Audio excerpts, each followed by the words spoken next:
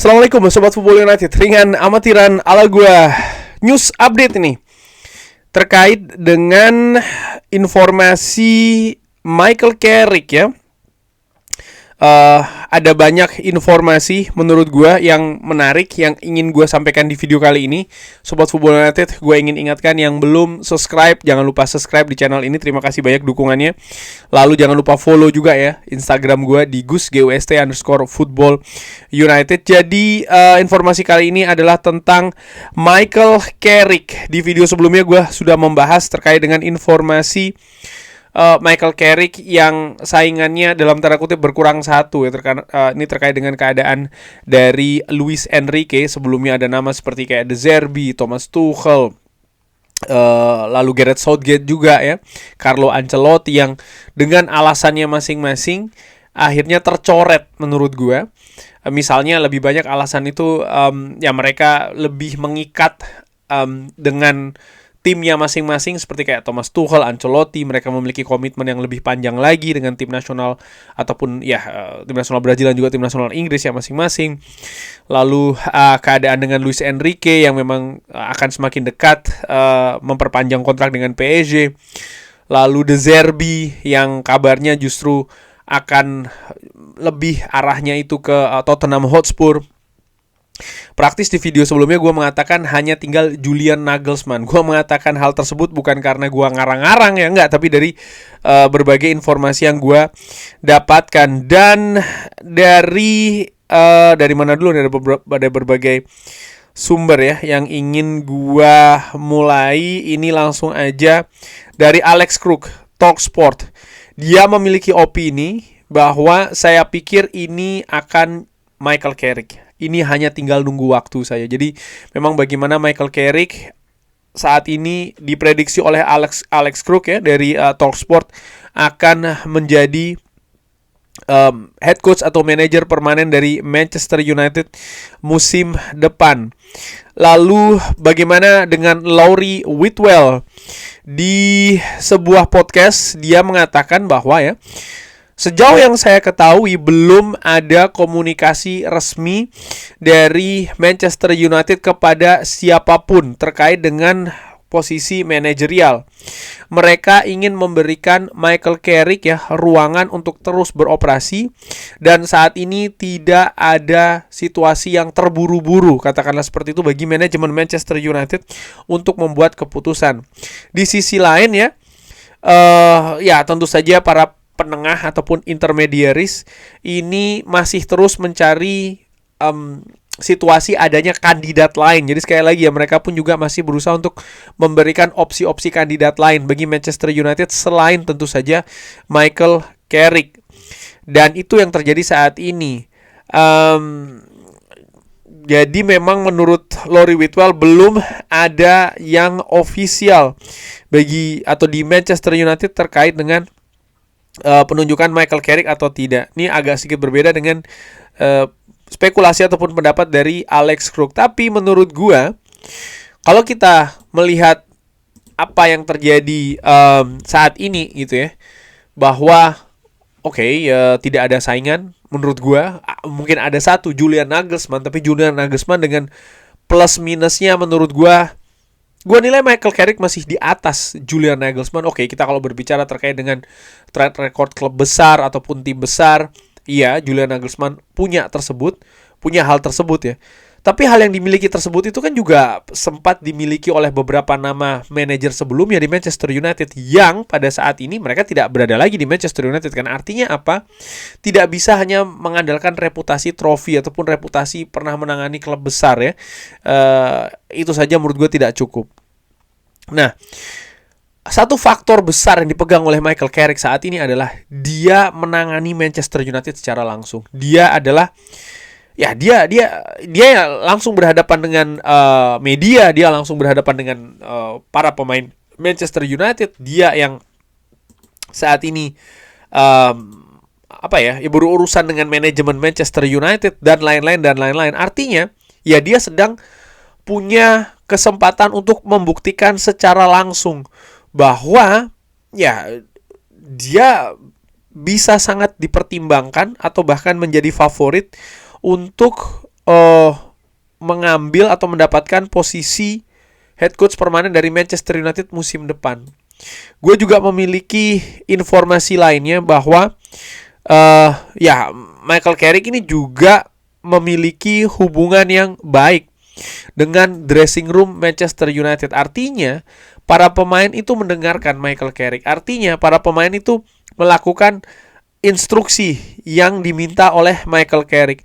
Hal yang menurut gue juga penting ya bagi nama ataupun siapapun yang menjadi manajer Manchester United. Tidak mudah untuk melakukan hal ini, tapi sejauh ini Michael Carrick mampu melakukannya dan terbukti bahwa Manchester United bisa, menurut gue ya, memiliki penampilan yang bagus dan mendapatkan hasil yang positif. Itu kan bukan karena bukan karena hal kebetulan saja. Apalagi kita melihat ada beberapa raihan positif sebelumnya dari Manchester United. Laurie Whitwell juga mengatakan ya, dari beberapa orang yang saya berbicara, Michael Carrick ini memiliki otoritas di dressing room. Dia ini berbicara kepada para pemain harus melakukan seperti apa, dan para pemain memberikan respect kembali dan juga respon kembali kepada apa yang disebutkan oleh Michael Carrick, tindakan-tindakan apa yang diinginkan oleh Michael Carrick ya. Dan para pemain pun juga mengimplementasikan misalnya instruksi-instruksi yang Michael Carrick berikan. Ini yang disebutkan juga oleh Laurie Whitwell, jurnalis yang memang sangat kredibel dari The Athletic. Artinya apa? Saat ini Michael Carrick, kesimpulannya menurut gue memang sangat baik dengan Manchester United musim ini.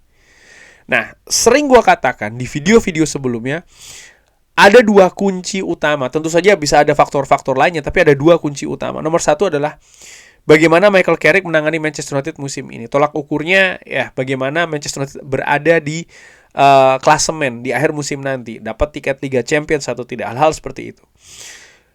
Kalau itu sukses, apakah itu akan menjadi satu-satunya kunci? Bukan satu-satunya kunci. Ada beberapa elemen, dan kunci kedua yang juga tidak kalah besarnya adalah bagaimana rencana Michael Carrick musim depan. Ini selalu gue katakan. Dan bagaimana rencana manajemen tahun depan. Bagaimana proses, bagaimana caranya yang ingin mereka tempuh untuk mendapatkan sesuatu yang ingin mereka dapatkan tersebut. Harus ada situasi yang menurut gue bertemu gitu loh. Misalnya Michael Carrick merasa bahwa, misalnya sekali lagi ini asumsi gue, Manchester United mungkin musim depan belum bisa mendapatkan trofi Premier League, tapi bisa berada di posisi Liga Champions lagi. Manajemen melihatnya seperti apa? Mungkin manajemen melihat, musim depan Manchester United mungkin bisa mendapatkan trofi. Hal seperti ini harus dikompromikan menurut gue. Jadi rencana-rencana terkait dengan musim depan itu harus disinergikan, harus dikompromikan, harus cari jalan tengahnya, harus bisa bekerja sama dengan baik ya. Karena situasi manajemen, head coach, manajer Manchester United beberapa tahun belakangan menurut gue buruk. Nah, kalau melihat situasi tahun ini atau musim ini, besar sekali kemungkinan Manchester United akan mendapatkan tiket Eropa, bahkan bisa jadi tiket Liga Champions. Perkiraan superkomputer dari Opta yang sering beberapa kali ya gue sampaikan, dan Manchester United posisinya semakin menguat. Lalu melihat keadaan skuad saat ini, raihan yang didapatkan oleh Manchester United bersama dengan Michael Carrick menunjukkan bahwa memang Manchester United ini dalam situasi tidak mudah untuk dikalahkan. Dan ini merupakan hal yang positif dan punya peluang besar sekali lagi untuk bisa mendapatkan target musim ini. Poin keduanya adalah bagaimana dengan situasi yang tentang musim depan. Gua berpikir bahwa persiapan terkait dengan musim depan bisa jadi sudah dimulai. Kita tahu misalnya manajemen Manchester United juga melakukan pergerakan ya kepada pemain-pemain yang mereka ingin datangkan. Dalam beberapa media pun juga ada informasi sudah mengidentifikasi misalnya posisi mana saja yang Manchester United akan perkuat di bursa transfer. Hal-hal seperti ini terkait dengan musim depan. Ini kan tidak ideal kalau hanya diputuskan oleh manajemen saja. Artinya Michael Carrick sudah memberikan input. Asumsi gue seperti itu. Dan input tersebut ditanggapi dengan positif oleh manajemen Manchester United. Artinya apa? Proses persiapan musim depan dengan melibatkan Michael Carrick sudah terjadi. Asumsi gue seperti itu. Dan proses ini positif. Sehingga Michael Carrick ya bukan hanya sedang dalam proses untuk mendapatkan target musim ini, tapi juga sudah memulai persiapan untuk musim depan. Mungkin presentasinya belum besar ya, tapi sudah dilibatkan dan manajemen merasa nyaman dengan hal tersebut. Sehingga gua melihat dari akumulasi, artinya dari beberapa poin yang tadi disebutkan ya, baik secara eksternal maupun secara internal dari dua hal tersebut, gue sepakat dengan Alex Kruk. Ini nampaknya sudah tinggal menunggu waktu saja Sobat Football United untuk Michael Carrick diresmikan sebagai head coach permanen, manajer permanen Manchester United untuk musim depan. Sebelum gue akhiri video ini, pertanyaan untuk Sobat Football United kalau begitu. Dengan Michael Carrick, dengan kapasitas Michael Carrick, dimana kalau kita bandingkan dengan nama-nama Luis Enrique, Thomas Tuchel, De Zerbi, Ancelotti, Julian Nagelsmann ya, dan nama-nama lain lah, dengan hampir dipermanenkannya Michael Carrick, menurut Sobat Football United, target realistis apa untuk Manchester United musim depan? Drop di kolom komen. Terima kasih sudah menyaksikan. Jangan lupa like, share, dan juga subscribe. Wassalamualaikum warahmatullahi wabarakatuh. Thank you.